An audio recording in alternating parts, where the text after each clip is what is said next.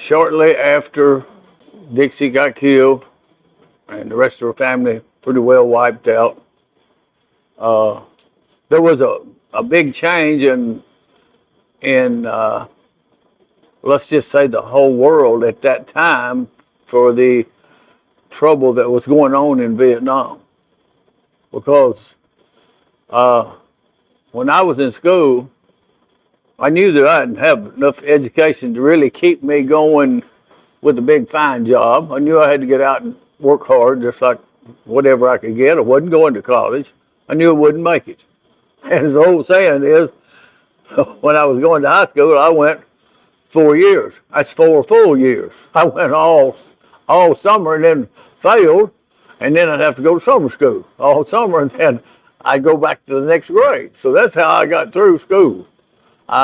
Football helped me get through school, and so that's basically what I was looking like to get through high school.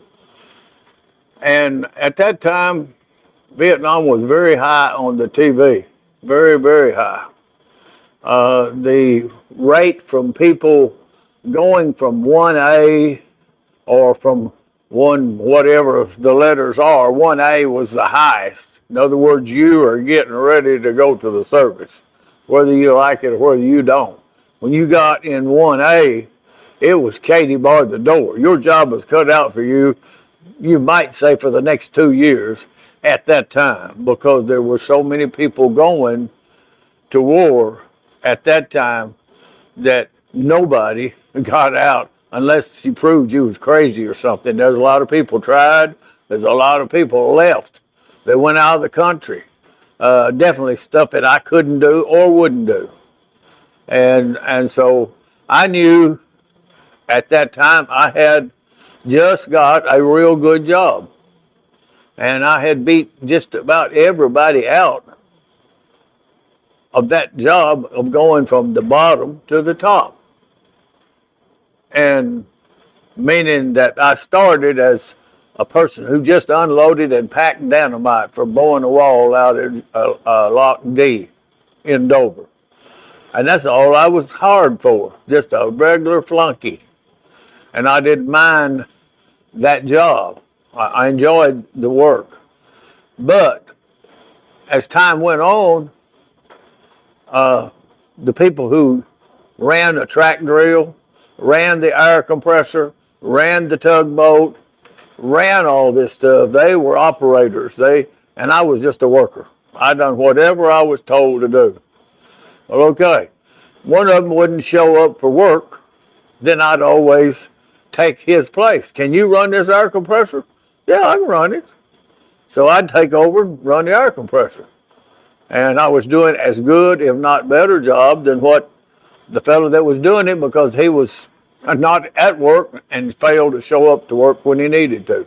That same thing happened from the air compressor to the track drill to the whole, from the driving to the boats and stuff of what I would be doing. And he found out that I was doing because I was raised on the water. I knew the water. I knew the area I was in. So it made me automatically know a little more than somebody that had never been fishing, never been down there on the water. And it put me ahead because I knew what I was talking about. And he would always find that out. And that's why I went from bottom to top in a very short time. So, but now listen, I've just got my ad that I've got 1A. I am now in 1A. And that's when all of that took place, around the death and everything. I had went from 1A. Right shortly after that, I went to 1A. Miss Denise Sexton was the people that, or a person that worked in there that you have as a classification. And so I was going to 1A, and I can't remember where I went just before or just after I went to 1A. I don't know that if you didn't pass, it had to be health-wise, something wrong with your health or something that caused you not to pass. And I don't remember exactly how that went, but I had to go be examined to know what issues I had of getting me out of having to go to Vietnam, because that's what everybody was looking for. I wasn't looking for a place to get out. I was tickled to death with the job that I had, working for Massman's construction company. I think it was the world's third largest construction company. And that meant to me that, hey, they were everywhere doing big things, and I'm already hooked in. I'm looking to go with this bunch. And Arnold F. Corse, I think was his name. And I'd gained his confidence. And hey, you can depend on him showing up. You can depend on him doing the job, no matter what it is. I don't care if it's running a boat. I don't care if it's doing the air compressor. I don't care if it's running a track. Hey, it doesn't make no difference. He can take every bit of it off. He had told me, he said, hey, man, said, I'm going to tell you what. He said, I know you're in 1A. I said, yes, I had just found out that I went and passed, and I'm now in 1A. And I asked the people where I was at in Nashville. I said, well, I've got a good job, and I sure do would like I want to hang in there. And the fella at Nashville said, I'm going to tell you something, fella. You may be lucky to make it back home before you have to leave. Now, that's just how it is. We need people. And so that busted my bubble as far as me being able to go. So that night, my mother, I think we were going to work on either Thanksgiving Day or the day before. I can't remember exactly what it was, but my mother said, here, I'm going to bake a pecan pie. And you carry it up to all the people that working down there and have dinner. When you sit down to have dinner, well, you can have a good homemade pecan pie. Oh, that tickled me to death. And it did the boss and everybody else. And so that's what she planned on doing. Well, she worked the pie up within the next day or two. It was less than a week. And she got the pie fixed, and things got hot. And I got my classification in 1A. I know that now then, hey, I'm due to leave at any minute. And it was somewhere, oh gosh, I wouldn't even attempt to say what day or how many days it was, but it wasn't long. You're drafted for 2 years. So you know that 66 and 67, which is on my coat, or 68, 67 and 68 is half of this year and a piece of that year. September's when I got home. And I cannot remember the day that I left or where I was at, but it was real close to that half a year. The draft station was 2 years. That's what you got. I got my notification that I was due to go in. I had to leave. The pie hadn't even been made. I got home one day and my mail come in and Mama says, hey, you gone. You're gone. They've called you. You got to go. Tell you got to quit today. You work today and that's it. You know, when they done give me my orders to where to go, my first set of orders that I got from the government was, hey, you've passed, you're now going to service. So it was as if I was already working for them. The minute I passed and went to 1A, meaning I am nothing wrong with me, you're ready to fight. So I knew then I was going. But to me, it didn't seem like that's what I was doing because, hey, I'm not there yet. And I might be a dozen different things I might do. I might not even go overseas. I might be working somewhere else down in some other place because there are soldiers that never did have to go. Maybe I can be left out and I won't have to go. But I didn't know that, but that's what my mind just went to myself and said, hey, I know that's what's going to happen. I ain't going to be able to go. And so That's the way I wanted to feel. And I went with the pie that next morning. I said, Mr. Arnold, I said, I'm sorry, but I've got to quit this job, a job that I really wanted. And he said, what are you talking about, boy? I said, I don't have a choice. I got to go to the Army. I've been drafted into the Army, and I got to be there. And what month or whatever, I guess I could look on my records and see what it is. But I said, I got 24 hours to pack up and get out of here. So that meant that I can't come back to work tomorrow. You ain't going to have no, whatever you plan on me doing, I'm not going to be doing because I won't be here. I've got to leave. And he said, well, he said, I'm going to tell you something. When you get back, and I said, wait a minute, when I get back, I said, I'm not for sure. I said, I may be in the States yet. He said, yeah, and you may not be. If you're living, when you get out, you have a job.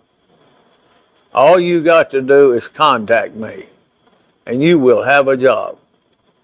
And I said, well, that is great to know that I'm going, knowing that, hey, but I told him, I said, I've had so much trouble lately. Everything has went against me. I said, from the death of my wife, which was June the 17th, that was just the same year. And between June and December, buddy, I was gone. I had so many things happening and passing every one of them. Then when I got to be, they turned my name in for the draft that shot me up from classes 1A or C to whatever your class was. I mean, it just zoomed me right on to the top. And then bam. And so once you got to the top, you got the call. Once you got the call, you got the bus ride to Nashville.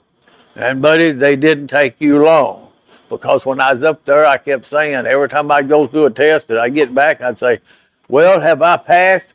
I said, well, that'll be let you know, you'll be notified when you pass or when you don't. I said, well, just your thinking, what do you think I am? I mean, you think maybe I'm not doing something right and I'm not going to get the job? You know, it's like being interviewed for a job.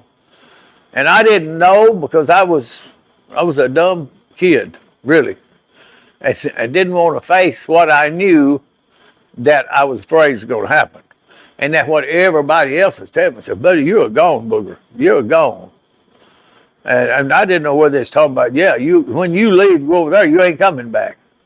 But I had, in my mind, that I didn't want to look at that part. I just refused to see that part. But he said, if you get back, when you get back, that's what he said, when you get back. And I'm saying, if I get back, I've got a job. That's a plus. So my whole motive is to get back. I'm making more money than I ever made in my life with this fellow, and I don't even know what it was. More than most people was making, And so I was just tickled to death with it. But I said, well, anyway, my mother's baked us a pie, Mr. Arnold, and I said, I want to give everybody here a piece of pie. And we had the meal. And he said, I want you to know that, hey, you keep contact with me. I said, okay, I will. But I said, now look, I am in the middle of a war with the government and a lawsuit against me. Basically, that's what I've grown to know and find out. I mean, it's like I said, once I talked to a lawyer, he started telling me the same thing. So, man, we can't do nothing. There ain't nobody going to do nothing because ain't nothing going to happen because you're gone. You can't even come home to talk to me. So it's just all on hold. And Miss Denise Sexton, I'd always heard that she was, I don't know, she either accepted the numbers and the people's name when they come in, or she could pick them one. I do not know whether she had anything to do with it or not. But I mean, the minute that come in effect, I left for the service. I had to go. And so that was between June, July, August, September. September is when I left for basic training, AIT, jungle warfare. I went to basic training in Fort Benning, Georgia. The other training was taken in Fort Sill, Oklahoma. All my other training was there. And it was from there to overseas. Basic training was very, very similar to what everybody else does. They marched you and worked you till you could drop, see how much you could take. They hollered at you, had you doing everything that was wrong, everything. So I just know that they just kept on hounding you to see where your breaking point was. When I went in, took all my training straight to Vietnam. Got basic training, that was enough to get me in the Army and away from Dover, which I couldn't make a court case, I couldn't make nothing. So the main motive for them to get me out of Dover. And to do that, I had 2 years I had to serve in service. And the war was going on, so you didn't know what was going to happen, how long I would be out, whether it be a day, and I didn't have to make a date if you appointed one. But they didn't appoint one because they knew there was no way she's going to appoint one. I mean, I was hung over a barrel. In other words, I wasn't going to go for 2 years. Just forget it. You ain't going to get out. So I had to stay for the 2 years. But at that time, I was kind of a very dumb person. I hate saying this, but anyways, they told me, said, hey, if you want to find out where you're going, this is when the basic training was over with and was getting ready to be shipped out to some place. And the sergeant said, well, go down to the thing down there and you'll find your name on the board. Out from your name, it'll tell you where you're going. Well, the whole time, anytime I heard about it, are you going to Vietnam? Are you going to Vietnam? Or you're probably going to go to Vietnam. Or you'll be in Vietnam. Don't worry. Just Vietnam, Vietnam. And I said, man, nobody wants to go to Vietnam. I said, hey, I don't want to go there. I'll go anywhere. I don't care where it's at. So I looked at it and I run my finger across it. It said US 533-84450, Nolin. Restricted area overseas. Hot dog, I made her. I don't have to go to Vietnam. And I said, that's all I wanted to know. And that fellow said, what are you talking about? Where are you going? Restricted area overseas. He said, we don't have but one. I said, what are you talking about? He says, Vietnam. I said, oh. I said, bad luck again. And so there's where I was at. I knew what I was going to do. I knew it was done tied up. Government was related in it enough to know that, hey, there wasn't nothing going to be done until this was all out. And then they'll bring it back and things will be settled easier. My mother gave me an Instamatic 104 camera and told me to make sure I wrote and to make sure I took pictures of where I was at. And that's how the camera got into the whole picture.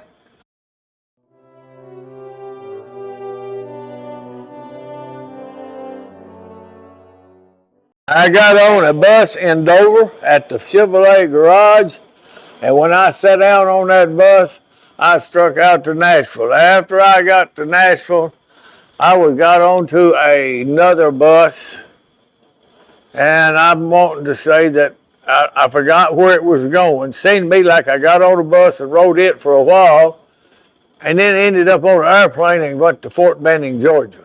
That's where I started ranking up now. I'm service, and that's the first thing I got is I went to take my first jobs over on, I was E1 or E2, no stripe at all. E3 is, I think, a stripe, or was it back that time. You got your first stripe at an E3, I think. I was like an E2, so I didn't own a stripe yet, but I was getting out of service, which means my stripe was coming because I passed. and I'm already headed to Vietnam. And then they told you you don't wear stripes over there. That's how you get killed.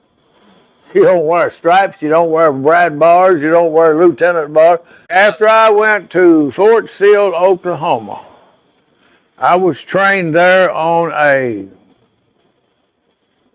175 howitzer.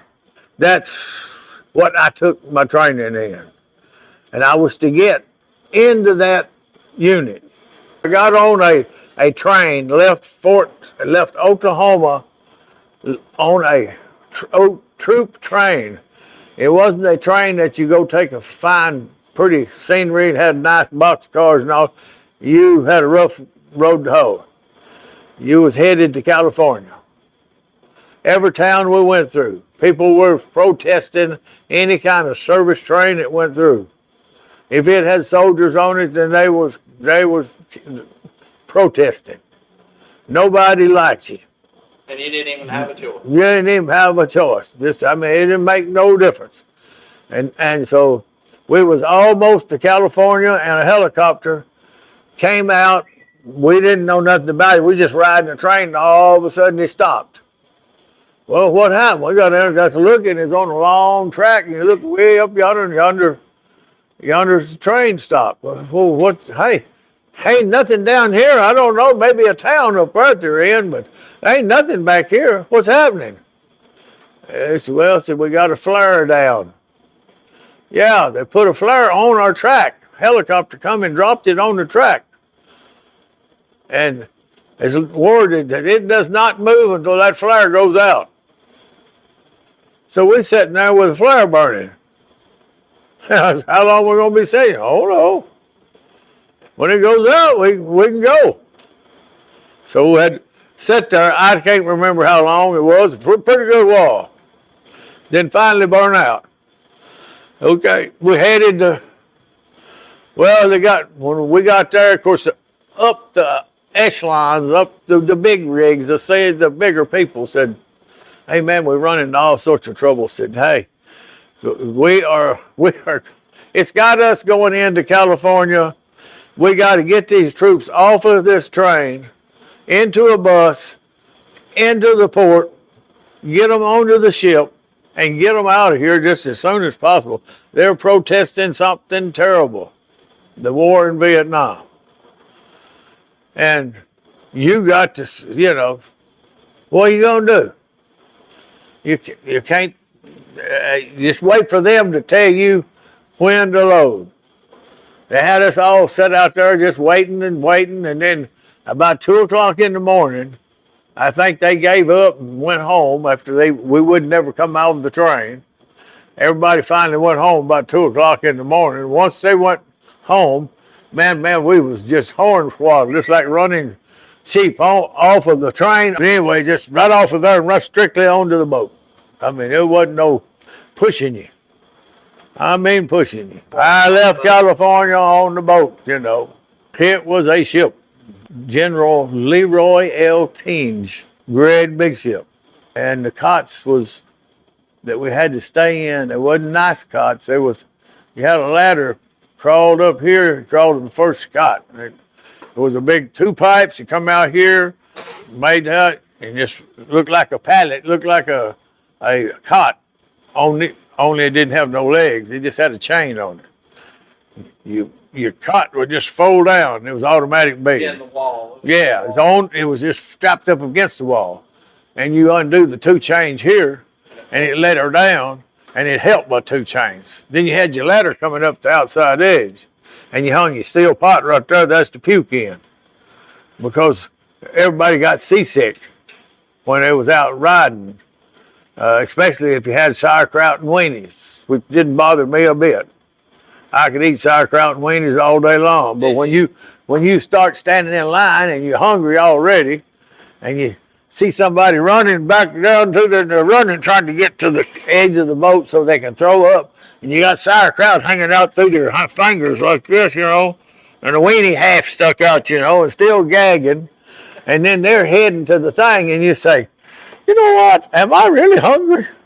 I don't know whether I'm hungry or not.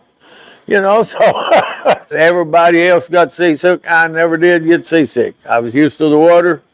I never got seasick, but I seen everybody else. You had two lines, one going into the cafeteria, and you go down through it. You pick up your food. You get the same amount of food, and they throw it on your plate.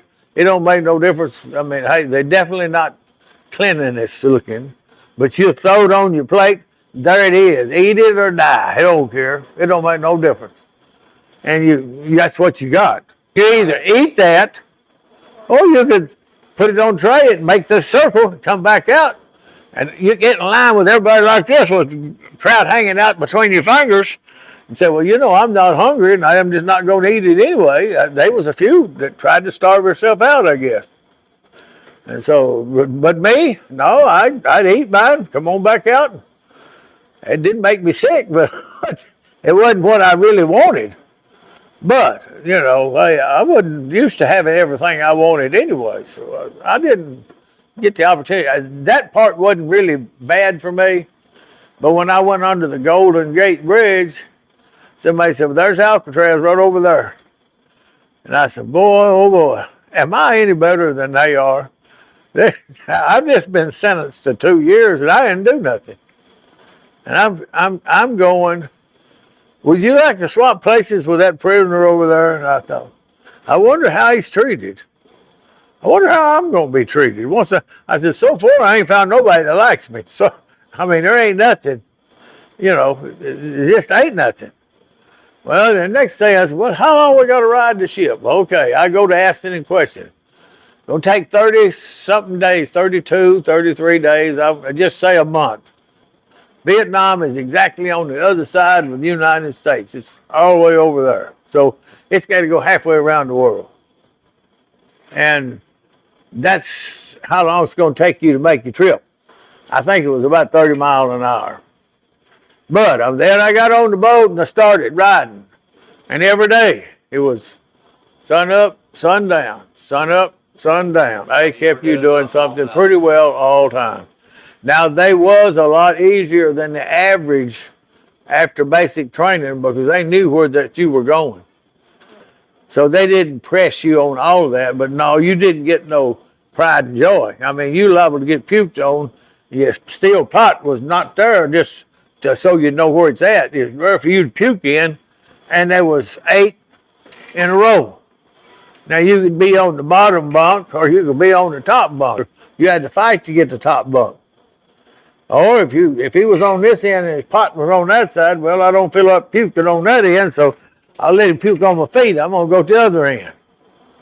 And I'll try to get, you know, that's all there was to do. You didn't have a whole lot to pick from. It's either there or stand up. And if you had to go to the bathroom, the pipe come in the front of the ship, and it had a commode seat on a pipe about that big around. Had a commode seat on it and 2 handles. And the pipe come in the front of the ship, made 3/4, 33 degree, come like that in, and then heads down. It'd go about from here out to the highway, nothing but commodes and handles on each side. No handles to flush, no nothing. It was in the head of the ship. You rode her up and down while you're going to the bathroom. If it's rough, it was rough. If it's smooth, it's smooth. But you just, that was how you went to the bathroom. Water come in this end, there was no end in it, just a pipe, open pipe. Come all the way through here, go all the way through to the far end and dump her back out in the river. And that's how you went to the bathroom. You went to sleep, you got on the cot and hoped that nobody put any crowd on you because that was the main thing. My dealings was very whatever. I think one day I had to do potatoes, peel some potatoes. The rest of the time, I really can't remember what I'd done. It had me doing something, but I didn't even think about it because I thought where I was going. And when am I going to get there? We wasn't too far from Vietnam when all of a sudden our ship stopped. And I said, hey, what in the world? Ship has stopped. I don't see nobody. The land is so far off down there. The ship can't even get into the bank. Wonder why we stopped. Wonder if the motor's messed up. Something happened to it, but they don't tell you nothing. He sat there for a while, a few minutes. A fella coming around, he said, yeah, and he was on radio or whatever it was it's talking on. I'm sitting there listening to him. I said, well, he about to know more than I know because I don't know nothing. I'm sitting there listening to him. I said, well, he about to know more than I know because I don't know nothing. And he said, yeah, everything here it's still tied down on the ship. Well, we went through the Luzon Pass, but we had a few ropes break, but said, hey, we got her calmed down enough to where we got everything still tied on. Yeah, tied on here. And I'm sitting here on a big pile of, I thought was burlap bags. That's what I thought it was. And I'm just sitting there, and I thought, well, what in the world is he going to do now? Then I seen a big, about a fourth the size of this shop. And it was closed up and locked. And then I seen the burlap bags. Then I said, well, man, what is all this stuff they got? This is a waste. We haven't used this for 30 days. We don't need this mess that's on the boat. Why don't we have a little room to move around? And of course, I didn't get no answer. Tell you what it was a ladder. Yeah. It was a ladder. And that ladder was stowed over the side of a ship that might be 30 or 40 foot to the water. But that's how you got from there down to the boat to get in the boat. But then the next thing I know, I said, well, they had called everybody to me. Hey, you're going to be called out here on the bed of the ship. Everybody on the boat. So everybody ended up on the boat, standing up. I wonder what in the world we doing out here on a boat in a stopped area. Well, that fella come back. He'd go by and he'd check this big building, door, make sure it's locked. Everything was locked. Everything's prepared. Everything was ready. He'd have all that stuff. This burlap bags is all covered up. I thought, man, you must be proud of them burlap bags. I said, that's nothing in the world, but so I didn't say nothing because I never even dreamed nothing. I didn't know what it was about. But that wasn't nothing to use. They didn't let you know nothing anyway. He said, President Johnson has called and said he needs some volunteers. Well, you need some volunteers. I said, by the way, I said, what is all this thing? So you keep coming, rapping on that big Connex right there. And I said, I've been sitting here on these gray sacks. He said, them ain't gray sacks. I said, what are they? He said, that's a ladder. Something you're going to be using. I said, I ain't got to use no ladder. I'm out here in the middle of the ocean. I ain't going nowhere. I'm already on a boat. He said, yeah, you're going to use them. What is that? I said, he said, you ever see a war movie called World War II? I said, yeah, my grandmother, she got a TV. And I said, you know what? That thing was black and white. What are we here for? He said, they need some volunteers. That's all I know. I said, well, that's bound to be something that I don't want to do, so I'm not going to volunteer for nothing.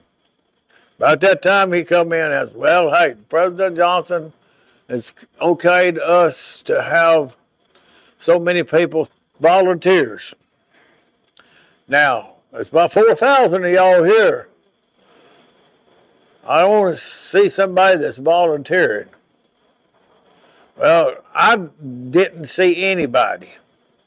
Some of them said that there was some down the line down there that volunteered because they'd puked about every day on the boat and they was about ready to die anyway, so they didn't really care. But I didn't volunteer. Nobody had a volunteer, and they didn't accept the ones that did volunteer. And the man had us all formation, and it was just rows, line of people. 4,000 of them was on that boat. And he said, all right, everybody fall out in line right here. And he started walking down the line. He said, you. And he had a man walking behind him, writing down his name, his number. You. you. Finally picked them all. And we got them all picked.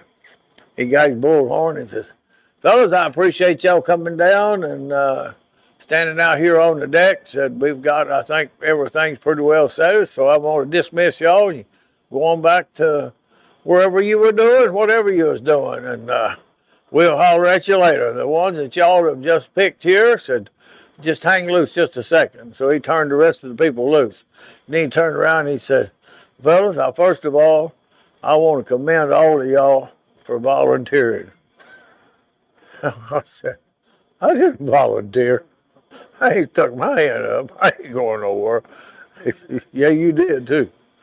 I said, oh, no.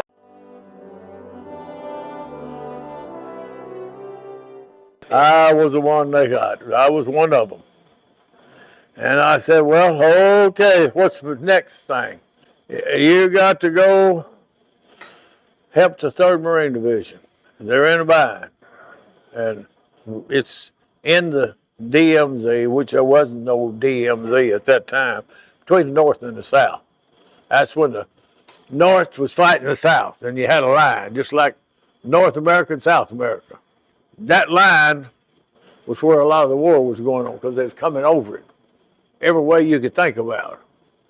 And so they needed to stop it. And said, you're going to be hooked up with the 3rd Marine Division. I said, well, I'll be dogged. And I was going to shoot a bullet that would go 32 miles, and I'd at least be that far from the enemy. I was going to be able to shoot 32 miles. Hey, what are you going to do with me in Clarksville? And I'm sitting down here in 1965, and I can shoot that far? Hey, man, I wouldn't be really scared to go. Hey, that's the only way to go to war. I'm thinking, that's my thinking. Because I can't imagine shooting 32 miles. Can you? I say, well, hey, I'll take that any day. I know, I've done practice training. I know what to do. You cut the powder bags. You cut the powder bags at the distance the gun travels, makes the bullet go. And I said, to get your elevation, all you do is put the elevation and get the reading from the FDC and fire it. And when it gets there, it's got a fuse on it. And once it goes over 32 miles, it explodes. Hey, that ain't nothing wrong with me doing that and shooting the courthouse down in Clarksville. There ain't nobody going to shoot me. So, hey, that's what I need. But no, that's not what I needed. That was not what I was thinking anyway. So I said, well, hey, how are we going to do this on the ship? They tell me you can't get within so many feet of water. He said, if you go over at the edge of that ship and look off down there, I said, you'll find some little boats. That's what woke me up. I said, yeah, I seen that on black and white TV. My grandmother had a TV in black and white, but she bought her a new TV. It was snowy, but I could see them boats. And I said, the front end would fall out of them. And I said, these boats that's down there have the front end that would fall out of them. He said, you got it. He grinned. You know, I said, oh, no. I said, ain't we got anywhere since World War II? I mean, here we are. Look here. World War II happened a long time ago. What do I do? And I said, need to think before I do anything. Don't go jumping to conclusions. Just think. Because I didn't have a lot of choice. And my room was pretty well cut out for me. I was getting in the boat. And I was going to get off. There wasn't no ifs, ands, or buts about it. It didn't make no difference where you went left, right, up, or down. You're going to get off. When the front falls out of it, you go get off. You ain't got no choice. And so the first question I said, hey, which end of this boat falls out? In my situation, I was really lucky. He said, you standing in it.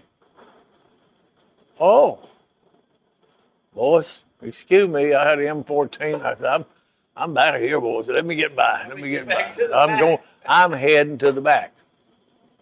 And then when I got back there to the back, I said, okay, If he didn't lie to me, that's the one that's coming out, and I believe it is, because I seen that cable going up yonder on a big roller, and I seen that one going up on a big roller. And it looks to me like they're hooked to a thing. I don't know why it ain't leaking there. It's leaking a little, but not bad. But that looks like a solid door because all your slats are going this way. And I said, that means that they're going to unload the tracks here. They unload vehicles here. That's coming out. That's for sure. He didn't lie. I got it. That's where I'm going. Now, what am I going to do? I asked him, I said, what are we going to do when y'all put us into the bank? He said, hook up with the 3rd Marine Division. So how do I hook up with the 3rd Marine Division? I mean, there's a war going on out there.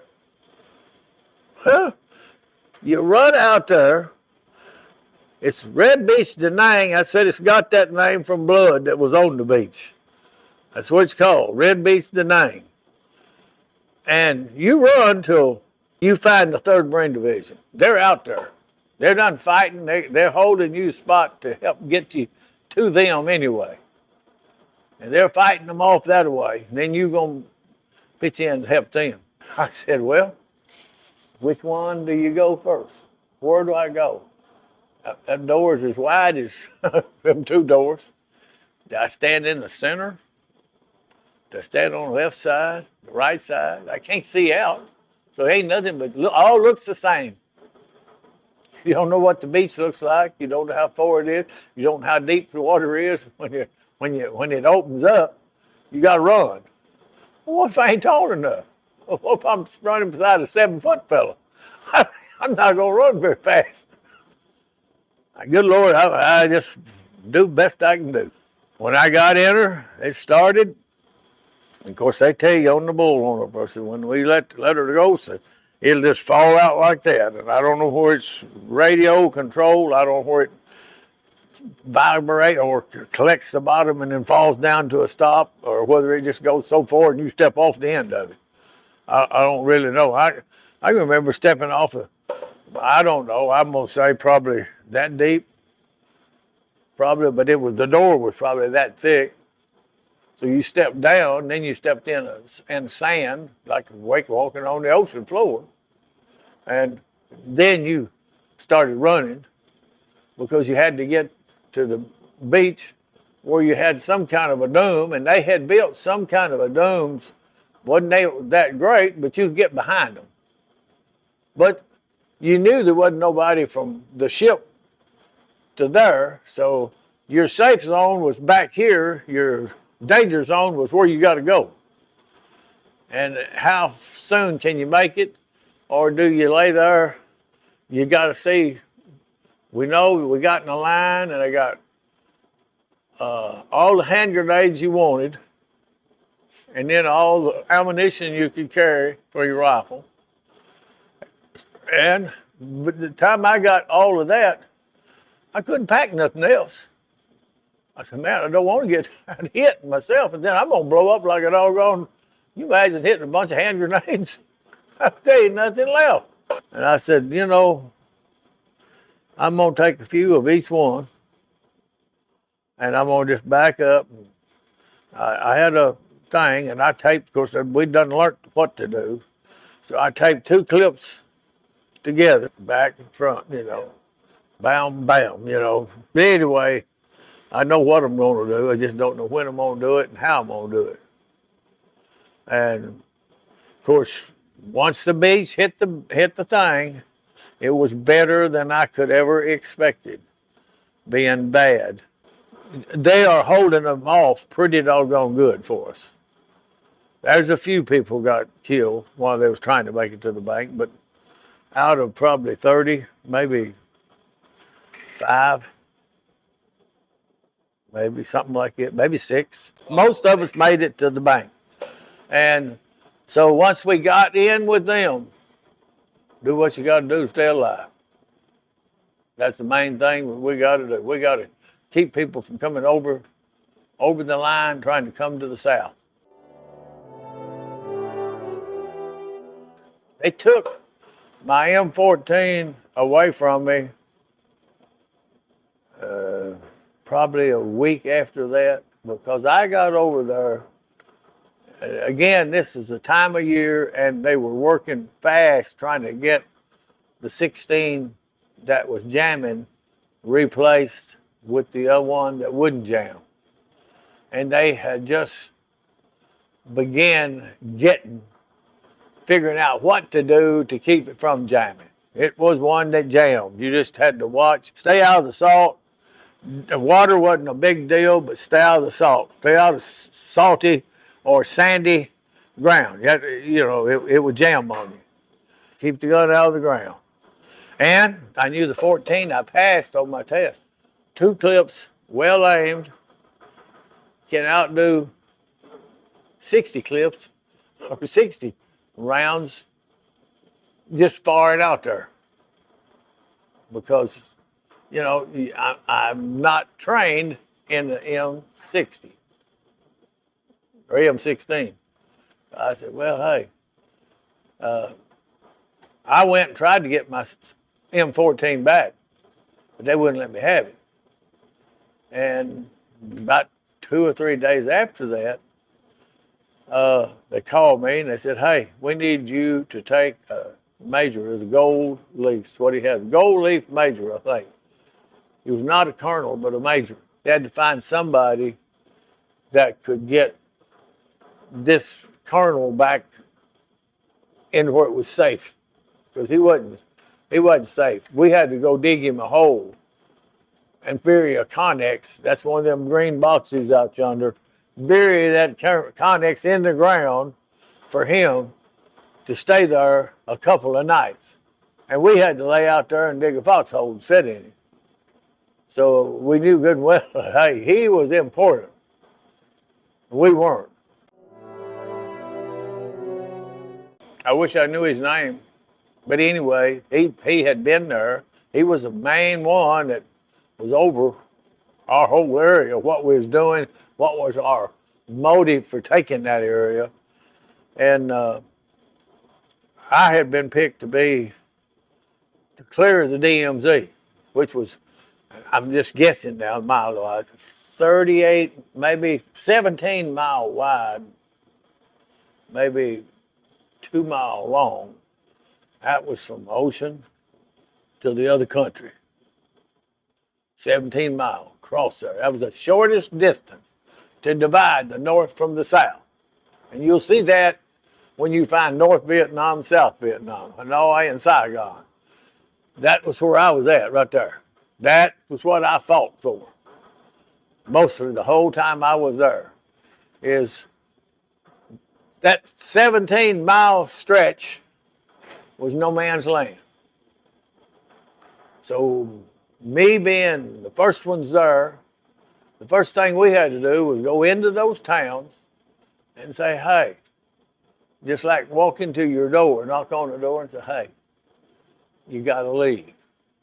Please don't make it hard on us. Right now, we don't know whether you're a friend or foe, because you're on the north. That's it. You're right in the north. Look, if you'll go down south, you will be given new shiny metal. And your houses are built out of sea ration cases now and elephant grass. You will be given the metal, and you can take it and build the house you want, which would be like you getting a brick house when you did have a board house. Yeah. They would have metal that did not leak. But now then, that's where you didn't know. I don't know whether you would get mad or not if I come to your house down there tonight and say, hey, you got to leave. You got 5 minutes to get everything you got and get out. I ain't giving you 10. You got to go. Now, if you don't go, we'll burn your house down. I'm sure I wouldn't rank the one happy person. You say, hey, you're my buddy. Come on in and have a Coke with me, Yeah. You're not going to do that. But I don't have a choice. You got a job you got to do. And if they didn't leave, that's tough. That was tough. It didn't make no difference for you. Did you have to force them out? Well, hey, flamethrower, burn their house down. Were they, did they get Some, out if you burned it down? some ran, some didn't, some cursed you, some done everything that they could do, which probably would be like I would do or anybody else. But, you know, I didn't stay. I was too worried about leaving him and not getting shot in the back because I'm putting out a silk pajama man the same way I'm putting out a good person that is there because he's just living there, he's working there, he's for the South. He is part of the South, but you don't know your enemy. You do not know who you're dealing with. He could be friend or he could be foe.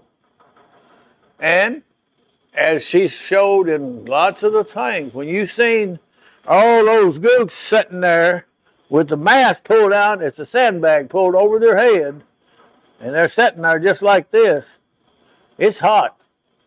And they ain't breathing good. But, I mean, hey, you get your head blowed off if you ever pull that mask up where you can see what's happening or see anybody or see anything. You are there to be carried somewhere else to put through a traumatic test of telling what you know, what's there. We want to know everything you know. So they either went willingly, got their medal and leave, and go down and build a house at a spot that they've told them that they have to build in order to be protected. That way they're protected by South Vietnam and the United States government. Now, I'm sure there's times where they weren't, and I'm sure there are times when I know that for a fact that there were people that were on our side that was cruel to people. But in a way, I can understand it, especially if you've lost somebody that you think a lot of, and they killed him. But at the same time, there's a lot of people that are doing the best they can do to do what they're told to do, that still lose their life. Some of them were questioned, and some of them were put on a helicopter and they were carried straight up. Hey, question them. Hey, how many's down there? How many are Jews? How many's in your hut? Don't know. Pick him the door and kick him out, and he's gone. One tried to shoot a Puff the Magic Dragon down. One round's all it took. And buddy, the minute it picked it up, that Puff the Magic Dragon was watching this whole bunch of soldiers out there. He just spun her around just like that right there, and when he opened it up, it was just the awfulest gun right you ever seen. Just and it was just bullets going everywhere. Couldn't miss you. It could not miss you, and it knew exactly where it was shooting. And when we get up to the people, they're on the ground. Some of them are dead. One of them is laying saying, I shot that, yeah, bro, and they're beating on the ground, and he was so mad and so upset. And I said, what in the world is he saying? And that's when the interpreter is called. He's got an interpreter with everybody there. Well, what's this fellow saying over here? He walks over there and he listens to him, and he's laying on the ground beating his hands like this. He's just laying there on the ground and said, if I've told him once, I've told him 1,000 times, don't shoot at Puff the Magic Dragon. Don't shoot at Puff the Magic Dragon. And that's what he done. He had shot at Puff the Magic Dragon, which killed about half probably of his group. And the rest of them was captured as prisoners. And they're in the ones with the sandbags over their head in a hot climate and sitting there waiting to be pushed out or pushed in. Now, I don't know. You hear of a lot of bad things that happened in Vietnam, and American people done it. I don't know. I'm going to plead on the filth. I didn't see any. I didn't know of any for sure. But they say there was a bunch of them pushed out of airplanes, and they talked and told everything they knew, then still pushed out. I don't know that happened. It could be true. or it could not be true. I have wondered myself, why would anybody, if he spilled his guts to you and told you everything he knew, that you wouldn't try to let him have at least a little freedom. Give him a chance. Yes, Give him a chance. yeah. If he turned against it, I mean, it was like them, hey, you can't, we've got to burn your house. We don't have an option. You have got to leave. We're going to give you enough metal. That's almost like giving you enough to build you a house out of metal. But we're going to tear this place here down, and you got to leave.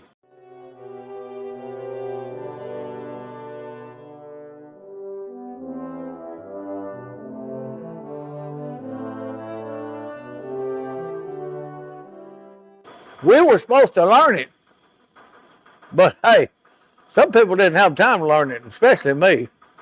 That's where I shouldn't even have had to win, because I couldn't learn it fast enough. I got the book in there. It tells you every word. Right? I can go by and if I look at it, but I don't know how long it would take me to tell you hello. Yeah. Or I don't like you, or I'm going to try to help you. But it take me a long time. You ain't got enough time for me to tell you that. You'll probably get shot while I'm trying to tell you. So, I mean, that's over my head. I